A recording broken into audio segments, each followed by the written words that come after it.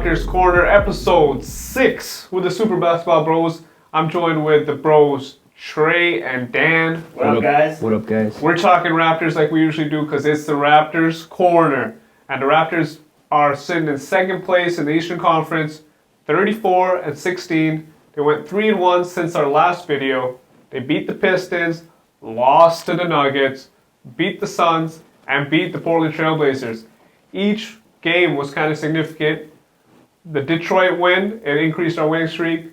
The Denver loss broke up our winning streak. The win against Phoenix, right after that, trade rumors started surfacing. And the win against Portland, first time Raptors won there since 2006. Yep. Headline week. Yeah, every game had some kind of story to it, right? Yep. So before I get into it, who do you guys think played well for the Raptors this week? I'll start with you, Shrey.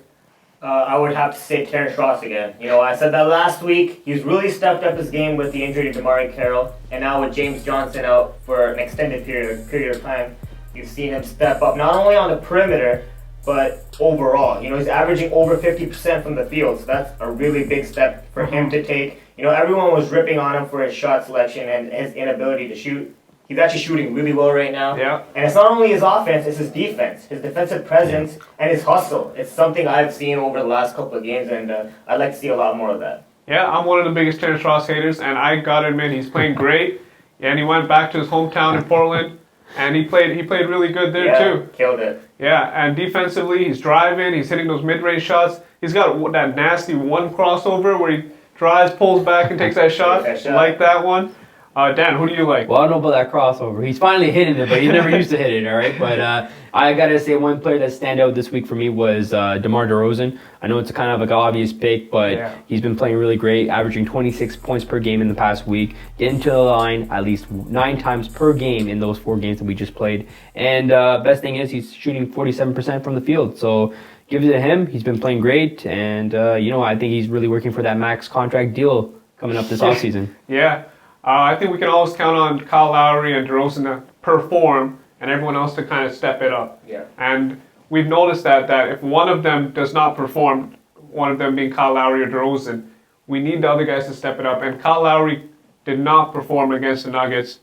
Went 3 for 8 from the free throw line. Horrible. People say it's the altitude in Denver. Yeah. It is one of the hardest arenas to play in. So we'll give him that. But the other players gotta step it up as well. Definitely. Yeah. And all credit to Terrence Ross and Terrence Ross fan Shrey over here. Let's go, Ross. Because he actually has been playing really well. And I hope to see more of it and consistency, right? Yeah. That's all we can ask. And I guess I'm going to jump into the rumors now with the Phoenix Suns. After the win against Phoenix, where DeMar hit that 3, throw up the confidence C after that, the rumors surfaced around PJ Tucker and Markieff, not Marcus, Markieff Morris. And Markieff Morris showed out. He scored 30 points, 11 rebounds, 6 assists. And Earl Watson kind of just put him out there and said, hey, go find yourself a home. Go play like you want to play for another team. Yeah. And he played great. And PJ Tucker, 10 points, 6 rebounds, 2 steals. What he usually does, solid defense, and he'll hit a 3 from time to time. Yeah. Which one of these guys should we go after, Shrey? Like you mentioned with Markieff Morris, I think Earl Watson and the Phoenix Suns are kind of changing their stance on Markieff Morris overall. I don't know if he's going to be available. He's a big talent. He's got that talent. He put up a big-time game against the Raptors. Big-time performance. Not only in the post, just overall. Shooting, defense, he's doing everything. I don't know if we can put up a realistic package together for him. We do have 4 first rounds in the next 2 years. I think realistically, we'd have to go after PJ Tucker. To me, he's almost like a DeMar Carroll. You know, he's a great defender. He can take that perimeter 3 if needed. And he's a big guy. He's a bigger guy compared to Carroll and Ross, and definitely has that post presence. So I definitely think PJ Tucker might be the guy we should go after.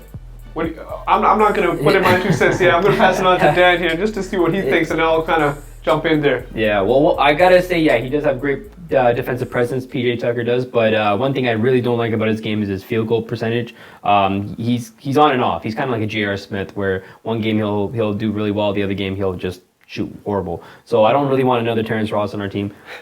earlier in the season, Terrence Ross, not now Terrence Ross, but I gotta say I'd rather put a big package in for Markieff Morris.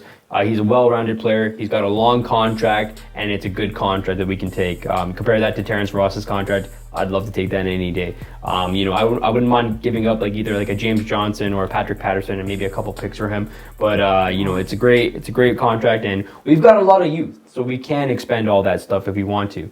But yeah, I'd go all in for him. Markieff Morris, yeah. PJ Tucker. I gotta say, I'll lean on the PJ Tucker side. Sorry, Dan. It's a safer bet. It's a safer pick, and he's a Casey player. He doesn't care about minutes. If he gets a lot of minutes, he'll be happy. If he doesn't, he's okay. Markieff Morris has known to stir it up in the locker room, especially when his brother got traded and everything like that. You can understand, but you just kind of don't want to bring that to a culture where they're winning. Exactly. Everyone's a team, and they're sitting at second place. It might work out, and it might be terrific if he does fit in and gel with everyone. It will be terrific. Yeah, but hit the three, play defense. That sounds like Casey's ideal player. Exactly. It's kind of like a James Johnson that can hit the three consistently, and I think everyone would like that. Yeah. So I'm gonna go on this side. We'll see what the Raptors do. You don't want to listen to me, all right? You don't want to ruin a good thing. If they do get Markieff Morris, I hope it works out. Yeah. We all do. We're Raptor fans. Yeah. Well, they did express interest in both of them, so either or at the moment is a possible candidate. Yeah. We told you what we think. What do you guys think the Raptors should do? Should they go after PJ Tucker? Should they go after a Markieff Morris? What kind of player is there available that they should go after? It's so easy. He is putting a lot of pressure on that pressure. He's putting that pressure. Who's the best shooter in Golden State? Who's the best shooter in Golden State? I want you to know who's the best shooter in Golden State. You guys just saw last year's three-point contest, and this year we got our own Raptor in there, Kyle Lowry. Hey, Lau.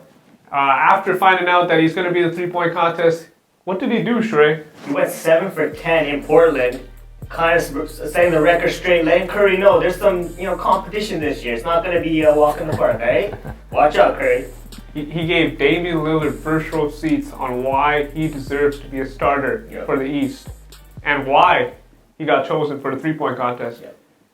What do you think, Dan? Yeah, Lowry's been having a great season overall from three-point range. From the beginning of the season, he was just phenomenal. I think he deserves a three-point competition spot, and I really think he's going to put the East on his back. And let's see if he has enough in it for him to go past and beat Curry and Thompson, but it's going to be tough. Either way, it's going to be a treat for the fans, the Toronto fans. Yep. They're all going to be behind him, cheering for him, and he's definitely going to put on a show, I think. He's scoring about 3 threes a game, shooting 40%. I think he's most definitely deserving of this honor. Yep. So that's it so far for our episode. You can please like the video, subscribe, follow us on Twitter, follow us on Instagram. We'll add the links below. Share this video. If you got any questions and comments, we'd love to discuss them. Dan, Shrey, you want anything to add to that? Yeah, no, definitely. Just make some comments in the bottom. We'll talk about something in the next video if you have any suggestions. So we love talking basketball, so no questions are out of bounds, right? Any question you have for us, basketball related, ask us. We got it. And that's it for the Super Basketball Bros.